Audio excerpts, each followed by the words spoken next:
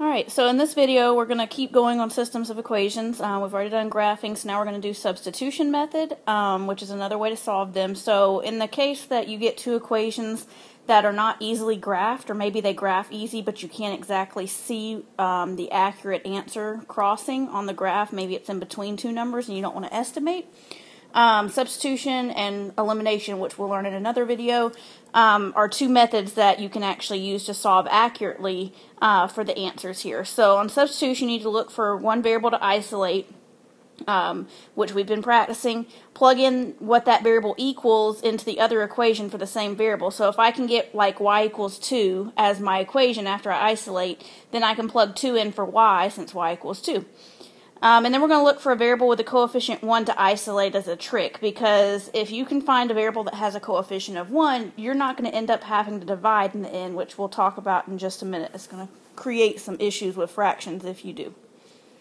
Alright, so let's get going and just try this one. This one's set up for substitution. What I mean by set up for substitution is you can already tell that something's been isolated. They already have that y equals negative 2x plus 9. So there's already a variable here that is isolated.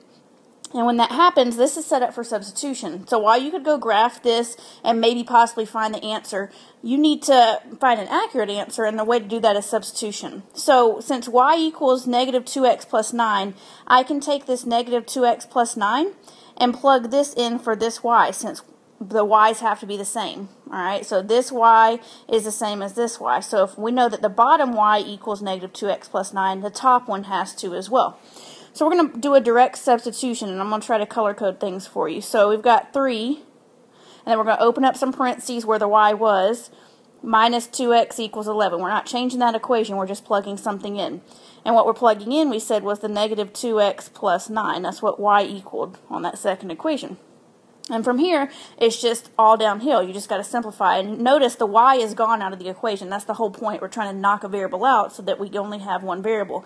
So we've got x to solve for, and we just need to start doing so. So negative 6x plus 27 minus 2x equals 11.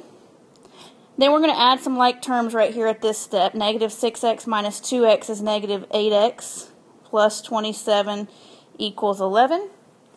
And then, based on what you know about solving equations, you should be good at this point. We just need to subtract 27 from both sides. So negative 8x equals negative 16. Oops, sorry. Divide by negative 8. So x is going to equal positive 2. Well, at this point, like we were when we were graphing, we're looking for a coordinate, a point. So we can't just leave it x equals 2. That's not the solution. So that's part of it. That's our x value. We need to go find the y value. So now we're going to use this to plug back in. And again, it doesn't matter which equation. We talked about this before. Both of them should give you true statements. So I'm going to pick the second equation because he's already got the variable I want isolated for. So I'm going to go and plug in what I know for x, which is 2, and solve for y. So y equals negative 4 plus 9, so y equals 5. So that's my other coordinate. So there's my coordinate pair, 2, 5.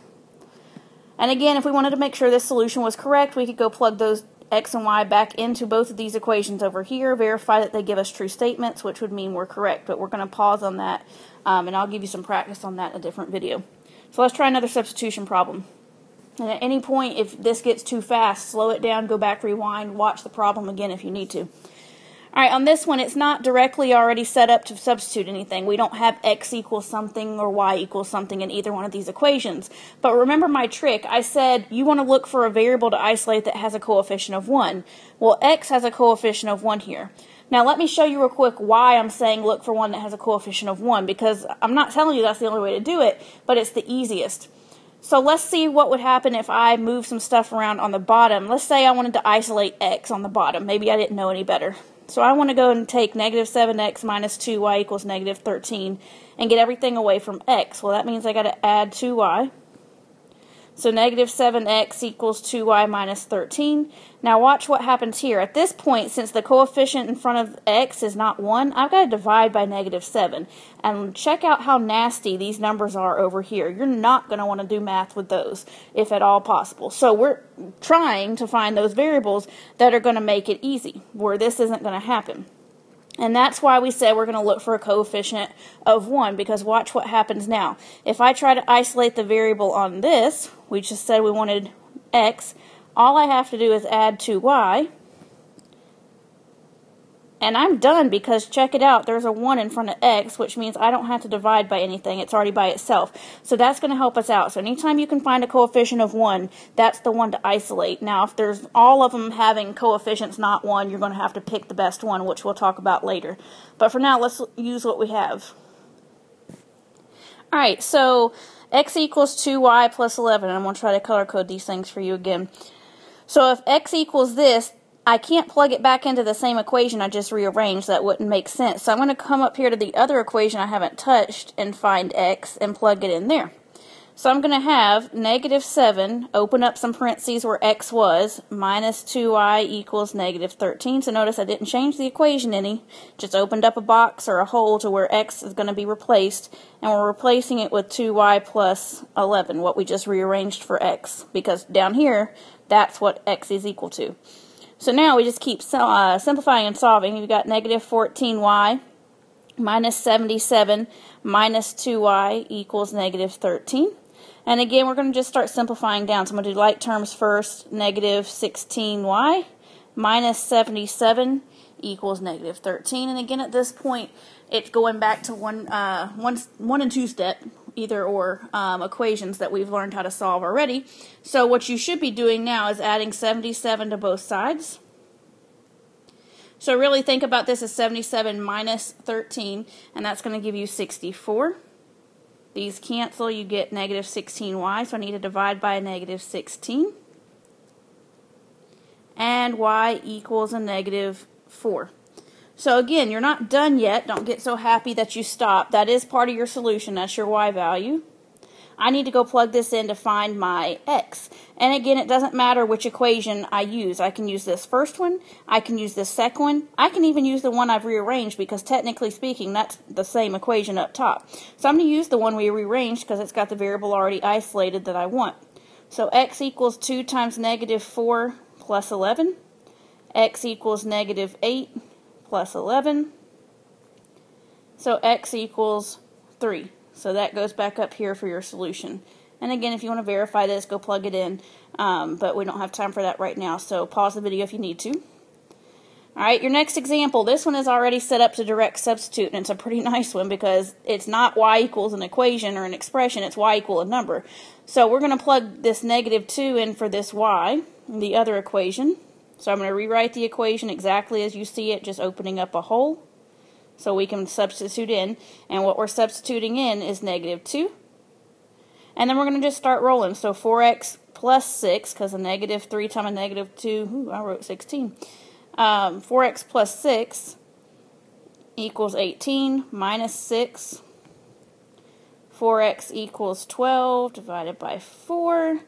X equals 3. So again, that's part of your solution. You come up here, you write your x value, go back and plug it in. Well, check it out before you do too much work. This equation has nowhere to plug x. That means that y equals negative 2 all the time. So that means my y value has to be negative 2. But just to prove a point, let me plug it into this other one to show you it would have been the same thing. So you'd get 12 minus 3y equals 18, minus 12, negative 3y equals 6, divided by negative 3. So x equals negative 2. But we already knew that. Oh, sorry, y. Y equals negative 2, but we already knew that because of this equation up front. Alright, one more practice problem. Alright, so on this one, no variable is already isolated. Unfortunately, there isn't one that has just a coefficient of 1, but I'm going to show you another trick to look for here. So we know eventually if we want to get one of these variables by itself, I've got to move the other one to the other side and then divide. So if you look up top, this equation, the first one, everything's divisible by 2, which means if I can go and isolate x and then divide by negative 2, we're going to end up with nice pretty numbers. Whereas down here in this equation, maybe if I wanted to solve for x, I'd have to move the 8y over and then divide by 7. Well, 8 divided by 7 is not nice looking, and neither is 5 divided by 7. So I'm going to go use the first equation, and let's just simplify and solve for x. So I've got negative 2x plus 6y equals 6. So I'm going to minus 6y to both sides. And it doesn't matter which variable. Like I said, I'm just showing you hopefully how to find the easier ones to solve for. So negative 6y plus 6. Divide by negative 2. So x equals 3y minus 3, and that's something pretty we can enjoy doing stuff with. So we're going to sit here and look at plugging this x value in for the other equation. So this is going to come up to this x, and we're going to plug it in. So negative 7 times, and then we're going to plug in 3y minus 3, opening up that hole, plus 8y equals negative 5. So then we got negative 21y plus 21 plus 8y equals negative 5, and just start simplifying down. So the first thing we want to do is get our like terms put together. So we've got 8 minus 21, which is negative 13y, plus 21 equals negative 5, then subtract 21. So negative 13y equals negative 26, divide by negative 13. So y equals 2. So again, you're not done yet. That's part of your solution. I'm running out of space. I'll write it down here. Y equals 2. But to find x, we got to go plug it back in. Well, why not use this equation right here that we've already isolated for x? So x equals 3 times 2 minus 3. So x equals 6 minus 3. So x equals 3. So there's your solution. Alright, here's your practice problems, and as per usual, pause the video, write them down, come back and check them in just a minute. Alright, here's solution number 1. Pause it to rewrite stuff if you need to, because I'm going to get clicking here in a minute. Here's number 2. And again, you didn't have to isolate the variable I chose to isolate. However, in this one, I circled the one that's going to be easiest since it's a coefficient of 1. You should be getting the same answer as me, though, regardless. And then here's number 3. And again, look for patterns in math. We like patterns. That second equation, everything in there is divisible by 3, which means it'll turn out nice if we go and solve for something. But what I did in my first step, which you can also do if you look at patterns, is since everything is divisible by 3, why not go ahead and knock it down by 3? So I knocked everything down by a factor of 3 to get this equation. And then since those have coefficients of 1, I just helped myself out. So I solved for one of those. It could have been either one. And then at the very end, I plugged it back in down here and got negative 2. Alright, so go back, pause the video if you need to. And until next time, keep practicing.